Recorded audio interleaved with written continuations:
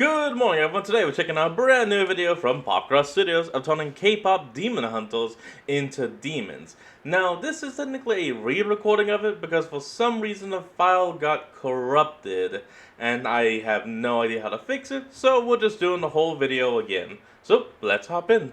My audience knows that I love a good musical, and a good stylized animated musical is even better. I've already watched K-pop Demon Hunters twice, and a bunch of people in my audience have been asking me to do a video around it. So I thought, concept-wise, why not just go with the low-hanging fruit? I have my own whole universe of demons and demon hunter characters, and now I've even got an extended novel version of my storyline Fear of the Demon Hunters coming out within the next month or so. But I thought it would be fun to take the Huntrix trio from that looked like a jackal demon, but I'm not sure. K-pop Demon Hunters and turn them from hunters into demons, set in my own demon universe. I'm excited to give this a shot, so let's get into it, shall we? Let's to Korea! Hit like if you want. Subscribe if you feel like it. By the way, enjoy the show. Many of the demons of my world, ones who crave the scent and taste of mortals in a state of elevated fear, are now at rest, under the order of a demon far greater than themselves. But what of demons that were not awake to hear this order when it was given? Regardless of whether they had been or not, there is a trio of Korean siren demons, collectively referred to as the Huntagma Trio, that awaken once per generation to go on a hunt. Huntagma Trio? That clearly means the hunting three. Wait a minute. Does that literally just mean 3 hunting demons or something like that? And devour as many victims as they can lure to them with their songs. These demons take slightly different forms each time they awaken, and each time they do, they adapt the siren songs they sing to one of the most popular music genres of the time. On this most recent awakening period, they had managed... Hey, you said they wake up every generation, so they wake up every 20 to 30 years, give or take? ...to stay almost entirely under the radar, until a particularly public ordeal I'll get to. But even prior to that, while remaining quite covert, they had already slain a suspected 45 victims. Damn, they were luring in marks in the city of Seoul, South Korea. In the dark of the night near alleyways and secluded streets, they will find wandering souls and entice them with their 3-part harmonies to draw in their prey. Their primary targets tend to be men. You did say they're all sirens, so it makes sense. Most particularly men in their late teens and early 20s, with impressive physiques, often visible. So 18 to 25-year-olds? Abdominal muscles and soft, dewy faces. The baby-faced bodybuilder, of course, classic. The music these demons sing may be quite pleasant, enchanting, and alluring. Once their prey is hypnotized into drawing nearer, they will quickly realize the trap they've fallen into. The 3 demons will then pull their prey into their domain, which the Predator Coalition of Demon Hunter Records have labeled as the Hon Moon domain. It grows stronger the more poor victims the demons draw into it. Only one hunter in the history of the Coalition has ever managed to enter this domain and escape with her life. Oh yeah? And it is through her that we know much about these incredibly elusive demons. Their leader is one who calls herself Rumchovix. She has one glowing eye with which she can peer into the greatest fears of her victims, then guide her allies in songs that summon illusions representing elevated versions of those exact fears. These fiends also have the ability to spawn demonic glowing weaponry, not dissimilar to the angelic weapons my siblings and I have used for centuries. I inquired with the former demon queen, Arava, whether this was a trait she imbued these demons with intentionally, as a counter to our own blades. But she claims these demons were not nearly so powerful when she made them. In fact, she only created their leader. The other 2 were likely made by Rumchovix, or came about through other means, then joined forces with her long ago, and worked with her long enough. Came about other means, so does that mean the demons could have been created or born, in a way, to become a unified trio of terror? The former demon queen also shared that, such as my ally Vivian, who used her demonic abilities to help save our world, Rumchovix was once a human named Rumi Cho. She was one so frightened of what others thought of her that she isolated herself from her community and was petrified any time someone tried to speak with her. This drew a demon of fear to her, and she was slain. Wait a minute. Afraid of what other people would think and would freeze when and people would get close. Sounds like agoraphobia, the fear of just open spaces and sometimes people. Only to have her body reformed by the Demon Queen into the demonic state she now possesses. Unfortunately, unlike my ally Vivian, this demon's soul never came back into her body to regain control. Yeah, no, she left. She was like, well, I'm dead. Yeah! Not bad. I kinda like it, especially the blade. Quick question though, with the blade being a part of the hair, can she move the hair independently like a prehensile tail or tentacle? Or what? Does she have to like swing her head around real fast? Has it go like Now, as mentioned, there was a hunter who once proved able to escape these demons' domain. Her name was Anya Saja, and her descendants have been marked with a demonic pattern akin to what is found on the flesh of this demon trio. Every time these demons awaken, they will spend at least some of their time arisen seeking out Anya's descendants, drawn to them by this pattern that seems to act as a beacon for the demons. Thankfully, Anya was one of the earliest members of the Predator Coalition of Demon Hunters, and all her descendants since have trained and become hunters themselves. Save for her youngest kin. One of Anya's great-grandsons, Jinu Saja, is a well-known name in my world, but not for... Wait. Great-grandson. That means you would have been messing with these demons and, let's see, child, grandchild, great-grandchild. A minimum of 60 to 120 years. No, wait, 60 to 90 years. My mistake. Thing related to hunting demons. He is the leader of a revered Korean pop band called the Saja Boys. Their first hit had been a song Jinu had written as a child that he sang to himself anytime he felt lonely, called Soda Pop. It was a silly, catchy song, but the upbeat nature always distracted. Okay, want to make a quick apology. I was wrong. It wasn't Soldier Boy. He was saying in the Saja. That's Saja. So I am completely mistaken. I made a mistake, and now we're moving on. Him from his concerns. Early on, he had left his family behind, displeased with the pressure he felt to become a demon hunter in his early years. He wanted to be a musician, a role that obviously held some uncomfortable weight, since his family had long been the target of demons who lure their prey with song. Until recently, he had little contact with his family in the last decade, though it is lucky for him they'd kept an eye on the boy. Only 10 years? While getting some air on a walk in Namsan Mountain Park in Seoul, Jinu heard a song that seemed bewitchingly inspiring. It was of the same genre of music that his band creates, but was also unlike anything he'd heard. That was because he'd never heard the music of a demon. He followed the sound until he found himself entirely secluded in the trees and surrounded by 3 songstress demons. One swung a Sengum longsword on the end of her purple tail-like braided hair. This was Rumchovix. Another clutched a Gokdo staff. This was Mirhonge, the fiercest of the Huntagma trio. The third had Shinnikal throwing knives circling her body. She had large eyes that could look pleasant and disarming, until her face peeled back and revealed her sideways maw and dagger teeth. This was Something I actually want to say real quick about that third demon. Yes, we will get to her in the drawing, but the way he described her, it made it sound more like her face opened from the middle instead of what we actually get in the drawing. And just kind of description to artwork is a little off.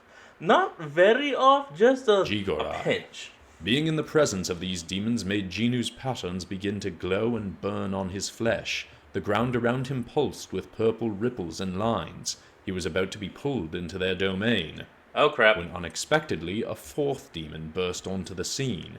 This what? was Tigrapis, a blue tiger demon that, unexpected to Jinu, attacked the other demons. It was soon followed by a hunter in a large black brim hat, wearing night vision goggles that made it appear as though she had 3 eyes. She and Tigrapis fought the demons enough to break their musical harmony, ceasing the song that threatened to drag Jinu into the Honmoon domain. The demons fled before serious harm could befall them, but at least Jinu was safe for the moment. The hunter removed her hat and set it on the tiger demon's head, making it act strangely giddy. She then removed her That's kinda goggles, cute. and Genu quickly recognized his cousin, Maggie, despite it having been nearly a decade since they'd seen each other. Only 10 While he years. protested wanting her help, she would not take no for an answer.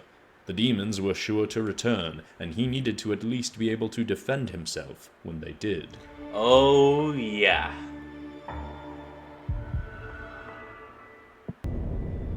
Alright, final demon. Oh, wait a minute. Ah, dang it, now I got that K-pop Demon Hunters song about Barnaby stuck in my head. I can't even remember what I'm supposed to be saying for this Popcross book advertisement. I don't believe there is a song about someone with the name Barnaby in that film, Mr. Sharp. Sure there is, that golden song that goes like, I ain't hiding, now I'm shining. Hold on, here, let me go ahead and do the ad for you guys. Hey, if you like the artwork that you see in today's video and want to support the original creator and all they do, make sure to go onto Amazon, look up their books. They have both drawing books of demons, dragons, and 2 storybooks of Vigilance and Mytholethal.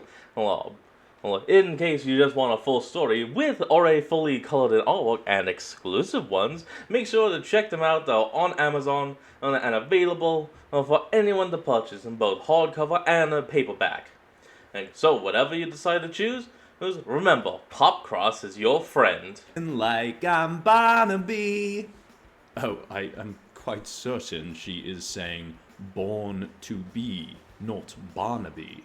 Oh, that makes more Hey, sense. Leviathan. I mean, I do got this buddy named Barnaby who is a pretty shiny dude, but I thought it was weird that they'd have a song about him. Of course, now everybody who heard me say this whole thing is only ever gonna hear the name Barnaby at that part of the slime song. demon. So, sorry for basically Clown cursing demon. everybody's ears right there. But anyway, this was supposed to be an ad for Popcross coloring books or something, so what was I saying? Oh yeah, so there is even a demon-specific coloring book if you want to color lots of the creepy stuff like what's in this video yourself. There's also a dragon's coloring book, but if you want something that's actually got finished colors in it already, one of Mytholethal Popcross's or novels, you can check out Vigilance? Mytholethal, which is a mythology-inspired book, and the sequel's gonna be starting up in a couple months. His art Can't book, wait. Monsters of the Multiverse, also has a fair number of demons in it for those that simply want more artwork, like what appears in this video. Right, I forgot about the Monsters of the Multiverse book. True that. My So mistake. if any of that appeals to you, you can check out all those books, they're linked in the description, and now we can get back to desecrating the designs of a fun, colorful musical. Now Juno was onto the taken final by his demon. cousin to a Predator Coalition base in Seoul. It had been established by their great-grandmother and was the largest coalition base in the eastern side of the globe, even prior to the coalition becoming public knowledge. Oh, There, wow. Maggie introduced Genu to a man who she claimed could train Genu to protect himself from demons, though the boy was skeptical. The man's name was Guima, and he looked to be too old to fight anyone or anything.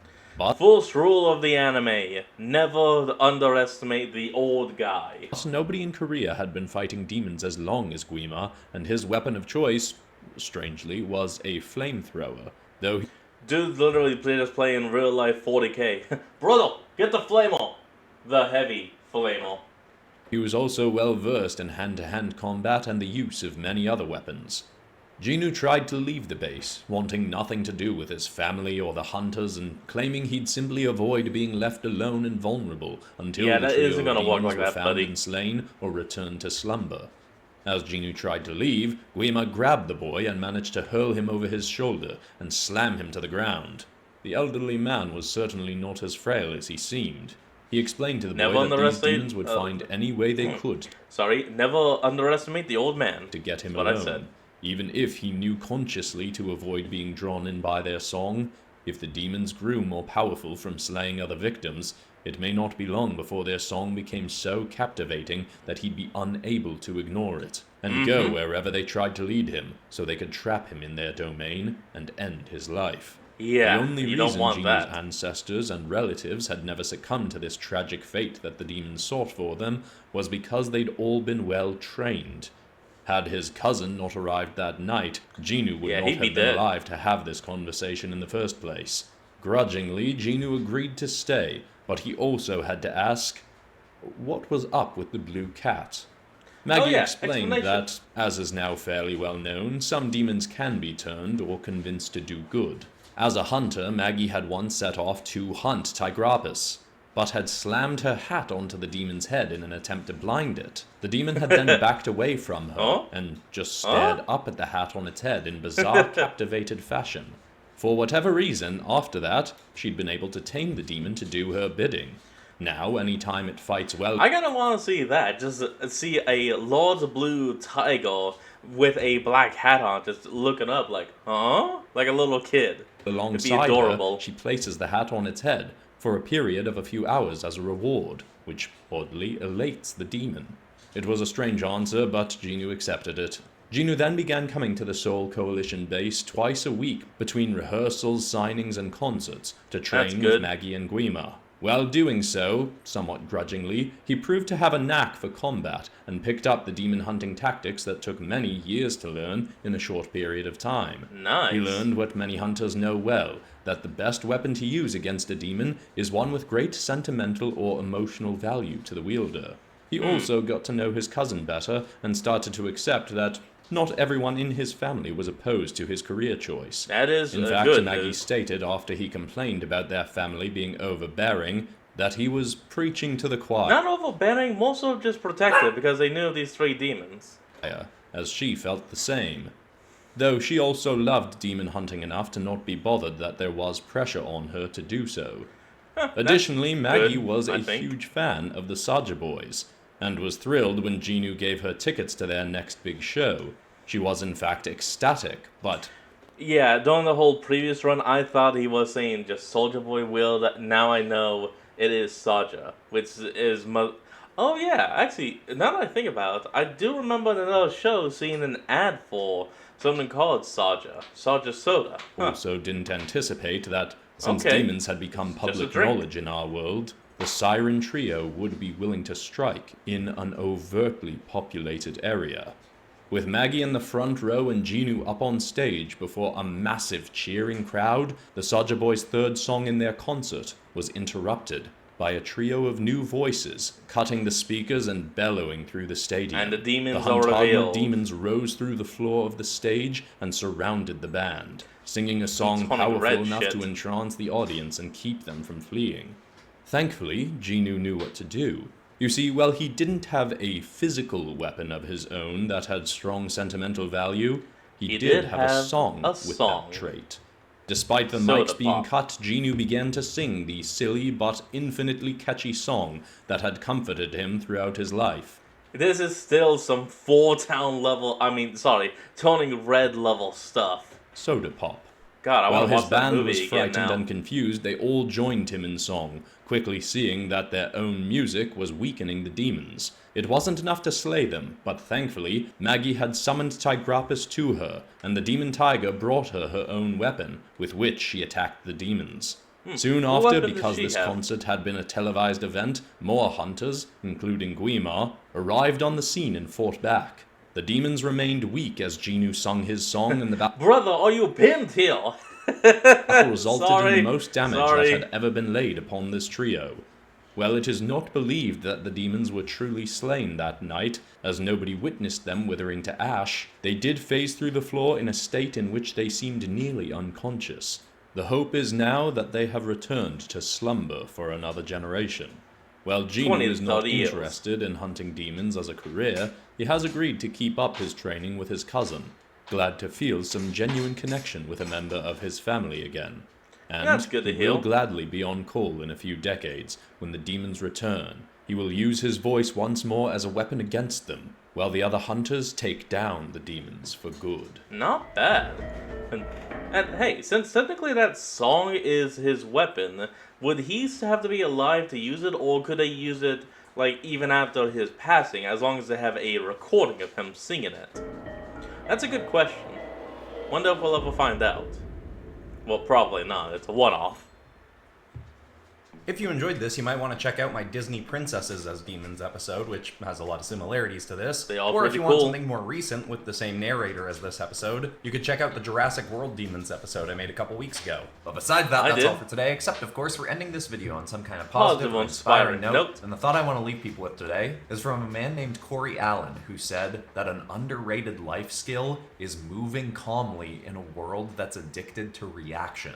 A mark of emotional maturity is when something that triggers a negative response in you happens and you don't immediately react with the first instinctive thought that comes up. You take a moment to breathe and understand that some protective instincts may be kicking in, but you don't have to respond from a place of fear or negativity. You can take a beat to think of how you want to respond to the situation and do so calmly so that later on you won't have to deal with the consequences that may come from just a snap reaction that you might have given. I hope that's an inspiring and helpful idea. I love you all, and I'll see you all in the next episode on Friday. Goodbye. Alright everyone, that's going to be the end of today's video, and I hope you all enjoyed this. Remember to like, comment, and subscribe for more. Link to the original will be in the description below, and I'll see all of y'all next time when we flick it back on. Till then, this is Fox, signing out. Peace.